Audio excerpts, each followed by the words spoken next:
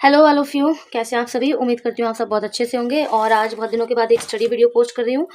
Actually study videos तो regularly post करना ही चाहती हूँ और करती भी रहती थी, लेकिन प्रॉब्लम ये है कि यूट्यूब अब हर वीडियो को मेड फॉर किड्स कर रहा है, जिसकी वजह से प्रॉब्लम आती है कि वीडियोज़ की रीच कम हो रही है और आप लोग कॉमेंट करने का ऑप्शन आपको नहीं मिल रहा और मेरे जो भी कॉमेंट्स हैं वो आप तक नहीं पहुँच पा रहे हैं। तो अभी आगे पता नहीं क्या होगा, लेकिन अब क्योंकि हमारी 3000 की फैमिली हो चुकी है तो मैं ऑब्वियसली इसको बंद करने वाली तो नहीं हूँ। लेकिन आप लोग क्या कर सकते हैं कि जहाँ पे भी पॉसिबल हो आप वहाँ पे कमेंट कीजिए, और या फिर मैं जो कम्युनिटी पोस्ट लगाती हूँ तो आप वहाँ पे कमेंट कीजिए, ठीक है। और बस यही मैं आपसे कहना चाहती हूँ। अगर फिर भी नहीं कुछ होता है तो मैं एक दूसरा चैनल शुरू करूँगी, उसका लिंक मैं आपको प्रोवाइड करूँगी और आप सब फिर वहाँ पे मुझे ज्वाइन कर लीजिएगा। तो देखिए, आज हम पढ़ रहे हैं रिवोल्ट ऑफ 1857 यानी 1857 का विद्रोह, जिसको आज़ादी की पहली लड़ाई भी कहा जाता है। और ये जो है ये सभी के काम का चैप्टर है। इसमें मुझे नहीं समझ में आता कि यूट्यूब को क्या मेड फॉर किड्स दिखाई देता है। इसको कोई भी पढ़ सकता है ना। डीएसएसबी के एस्पिरेंट्स तो वो तो किड्स नहीं होते हैं, और बहुत से पेपर्स में ये आता है, लेकिन फिर भी खैर। विरोध मतलब ये विरोध नहीं था, ये था विद्रोह। विरोध तो होता है कि किसी चीज़ का शांतिपूर्ण विरोध भी हो सकता है, लेकिन विद्रोह यानी मतलब एक इंटेंस लेवल के पे ये चीज़ होती है कि नहीं, हमको इस चीज़ से छुटकारा चाहिए ही चाहिए। और 1857 के जो विद्रोह को आज़ादी की पहली लड़ाई भी कहा जाता है। तो हुआ क्या कि जो हमारा भारत देश है, आपको पता ही है कि वो, ये हमारे चीकू जी नहीं मानेंगे, ये ऊपर आके बैठ गए हैं, वो अपने spices, cotton textiles, jewellery, pearls, दिखाई दे रहा है आपको, पर्ल्स वगैरह के लिए बहुत ही क्या था, फेमस था। चीकू हटो इधर से, ये देखो इसका पंजा दिख रहा है आपको, फेमस था। तो ऑल इन ऑल इन सब चीज़ों को क्या कहा जाता है, वेल्थ। जैसे सुना होगा ना अपने भारत देश को सोने की चिड़िया। अच्छा, एक बात और आपको बता दूं कि अगर ये चैप्टर एक पार्ट में कंप्लीट नहीं होता या बहुत लंबा हो जाता है तो मैं इसका दूसरा पार्ट बनाऊंगी, ठीक है। क्योंकि बहुत ज़्यादा लंबा होगा तो देखने में फिर आप लोगों को बोरियत होगी। तो 2 पार्ट्स बना दूंगी और आप प्लेलिस्ट चेक कर लीजिएगा, उसमें आपको मोस्ट ऑफ द वीडियोस मिल जाएंगे। तो चैनल को सब्सक्राइब जरूर कर लीजिए और औरों के साथ शेयर कीजिए। और जब भी आप चैनल विजिट करें, क्योंकि सब्सक्राइब किए हुए लोगों की संख्या कम है काफ़ी ज़्यादा, और जिन्होंने सब्सक्राइब नहीं कर रखा उनकी संख्या काफ़ी ज़्यादा है। तो जब भी आप चैनल विजिट करते हैं और आपको अच्छा लगता है तो आप प्लीज़ सब्सक्राइब जरूर कीजिएगा। और उन लोगों को बहुत बहुत थैंक यू जो कमेंट करते हैं और चैनल को सब्सक्राइब किया हुआ है और औरों के साथ भी शेयर कर रहे हैं। तो अपनी वेल्थ के लिए फेमस था। और हाँ, जो हमारे चैनल का आपको पता है ना, वो भी आ चुका है, हैंडल भी आ चुका है, youtube.com@princess tiara। तो सबसे पहले क्या हुआ कि यहाँ पे आपको पता ही है कि पहले तो सबसे पहले अंग्रेज तो आ नहीं गए थे। उससे पहले कौन थे, बहुत से लोग थे, लेकिन अंग्रेज़ों के शासन से पहले मुगल्स थे, ठीक है। अब ये ध्यान रखना कि इसमें एक ये भी क्वेश्चन आता है कि लास्ट मुगल एम्परर कौन था, लास्ट, तो वो थे बहादुर शाह जफर, जिनको कि अंग्रेज़ों ने बर्मा में, या जो कि आज के डेट में म्यांमार है, वहाँ पे जेल में बंद कर दिया था और वहीं उनकी डेथ हो गई थी। तो सबसे पहले भारत में जो ट्रेड करने, व्यापार करने आए थे, वो कौन आए थे, अरब्स आए थे, ठीक है। उसके बाद फिर और भी लोग आते गए, जैसे कि पुर्तगाल के लोग आए, जिनको कहा जाता है पोर्तुगीज। फिर डच भी आए, ये बहुत हिल रहा है ना। और ब्रिटिश, जिनको हम सबसे ज़्यादा गाली देते हैं, भाई अंग्रेजों का शासन, अंग्रेजों का, ब्रिटिश, ठीक है, ब्रिटेन के लोग थे, ब्रिटिश कहे जाते थे। तो ब्रिटिश आए कैसे, एक सेलर थे, सेलर, नाविक या जिनको जो मतलब यात्रा करते थे, उनका नाम था वास्को डी गामा। उन्होंने इंडिया तक पहुंचने का रास्ता ढूंढा सागर के द्वारा, ठीक है। क्या निकाला, सी रूट। कैसे निकाला, केप ऑफ गुड होप के रास्ते, विया का मतलब इसके रास्ते। कहाँ तक पहुंचे, कैलीकट तक। कहाँ तक पहुंचे, कैलीकट तक। तो जो कैलीकट तक वो पहुंचे तो वहां उन्होंने देखा स्पाइसेस, कैलीकट क्या था उस वक्त में, स्पाइसेस का मेजर प्रोड्यूसर था। तो वहां वो पहुंचे तो बहुत ही ज्यादा मतलब उनको अच्छा लगा, और उन्होंने जो कैलीकट का जो उस वक्त रूलर था, यानी कि रूलर कौन होता है, शासक, जो वहां पे शासन कर रहा था, उससे क्या ले ली, परमिशन, किस चीज की, व्यापार की, ट्रेड की। और वहां पे स्थापित कर ली क्या, मोनोपॉली। मोनोपॉली क्या होता है, मोनोपॉली होता है ए का एकाधिकार। एकाधिकार का मतलब जब किसी चीज को बेचने वाला एक ही हो तो उसमें क्या होता है, उपभोक्ता नुकसान में रहता है। उपभोक्ता यानी खरीदने वाला, वो नुकसान में रहता है क्योंकि एक ही बंदा बेच रहा है। अब वो जितने भी बेचेगा उसको लेना ही पड़ेगा। तो एकाधिकार हमेशा किसके फायदे की चीज होती है, विक्रेता की, यानी कि जो बेच रहा है, जो सेल कर रहा है। ठीक है, अब सिम्बा जी की बारी आ गई है। सिम्बा जी को कोई दिक्कत होती है तो जो वास्को डी गामा थे वो कहाँ के थे, वो थे पुर्तगाल के। क्या बात है भाई, फोकस करो। तो उनको कहा जाता है पोर्तुगीज। ठीक है, कौन थे, वास्को ड गामा।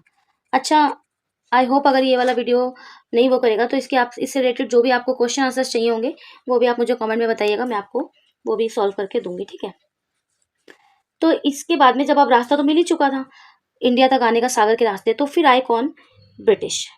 ठीक है, यूरोप की कुछ कंट्रीज जैसे कि हॉलैंड, फ्रांस और सबसे बड़ा ब्रिटेन, ये भी आ गया हमारे यहाँ पे। और उन्होंने क्या करा कि ट्रेड करना शुरू कर दिया। ट्रेड क्या करना शुरू कर दिया, ट्रेड के लिए चाहिए रॉ मटेरियल जो कि हमारे पास था, ट्रेडिंग गुड्स, और सबसे इंपॉर्टेंट चीज़ बने हुए माल को बेचने के लिए मार्केट, जो कि इंडिया में उनको दिखाई दी।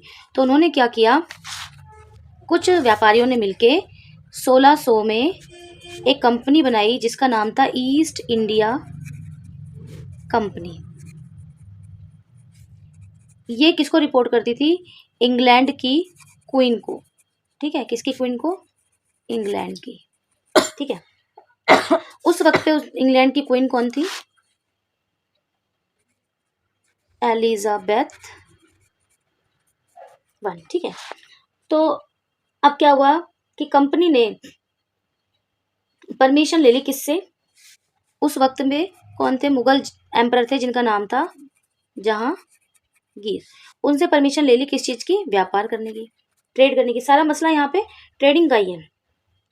और जैसे ही उनको व्यापार करने की इजाजत मिली तो उन्होंने 2 ट्रेड सेंटर बनाए, ट्रेड सेंटर्स बनाए। कितने बनाए, 2। कहाँ कहाँ पे, बॉम्बे और मद्रास में। ठीक है, बॉम्बे और मद्रास में बनाए।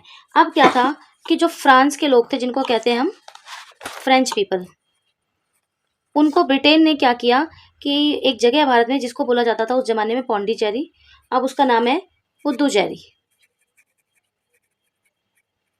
बस उनको वहीं तक क्या कर दिया गया, रिस्ट्रिक्ट कर दिया गया। ये बस कि आपने यहीं यहीं पे करना है, इसके आगे आप व्यापार नहीं करोगे। ठीक है, और जिसके बाद फिर फ्रेंच और ब्रिटिश, हाँ, इससे पहले फ्रेंच ने बंगाल में भी बनाया था जो कि ब्रिटिश को पसंद नहीं आया था। फिर उनकी लड़ाई हुई जिसके बाद फ्रेंच हार गए और उनको सिर्फ पौंडीचेरी मिला। इसके बाद आती है बात बैटल ऑफ पलासी।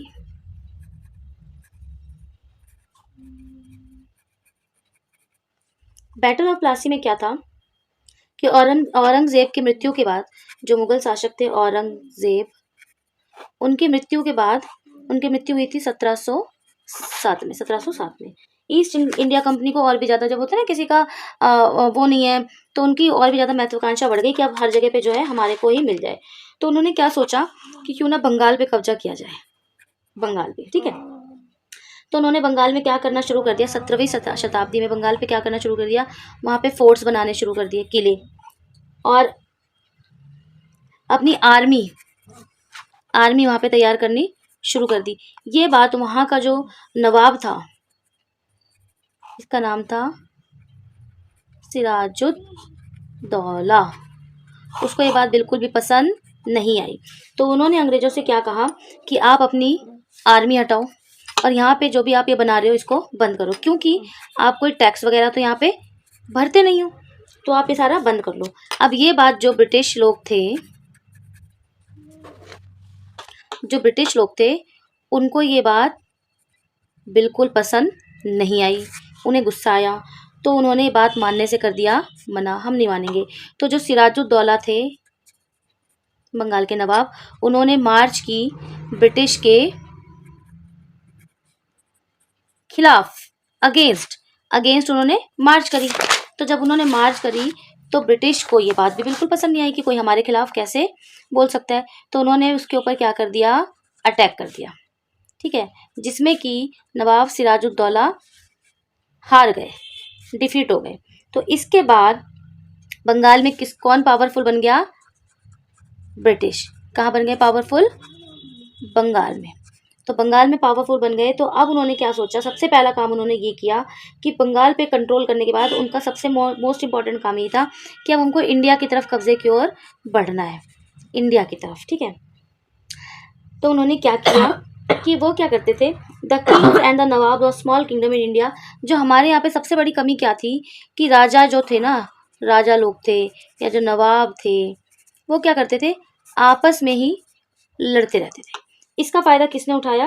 ब्रिटिश लोगों ने। और उन्होंने एक पॉलिसी बनाई, डिवाइड एंड रूल। ये उनकी सबसे इंपॉर्टेंट पॉलिसी थी, जिसको कहते हैं फूट डालो और राज करो। यानी उन्होंने देखा कि इसकी इससे लड़ाई है, तो चलो हम इसका साथ दे देते हैं और इसको हरा देते हैं।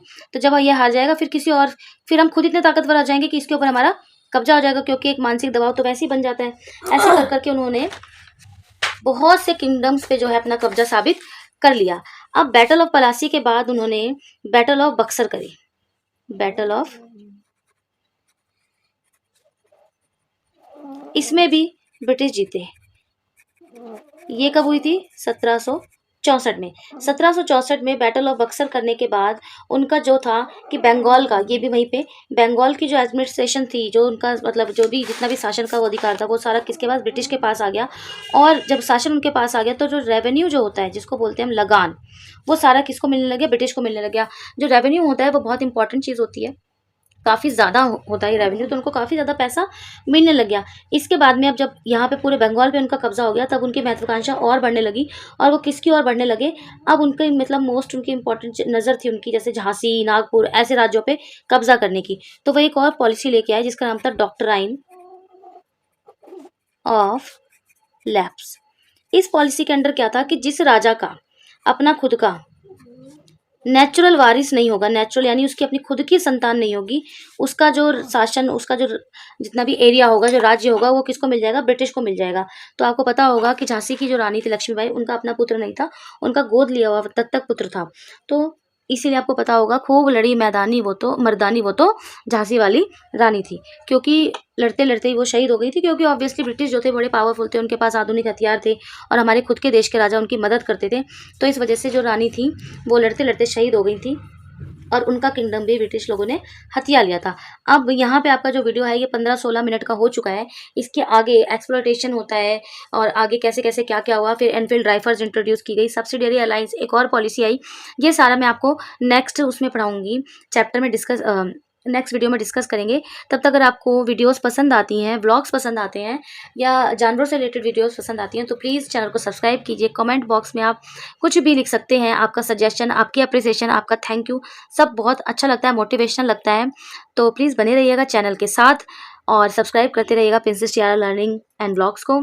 फिर मिलूंगी किसी नेक्स्ट वीडियो में, तब तक के लिए bye bye. Till then, God bless all my subscribers, my viewers, my supporters, my well wishers. Bye bye.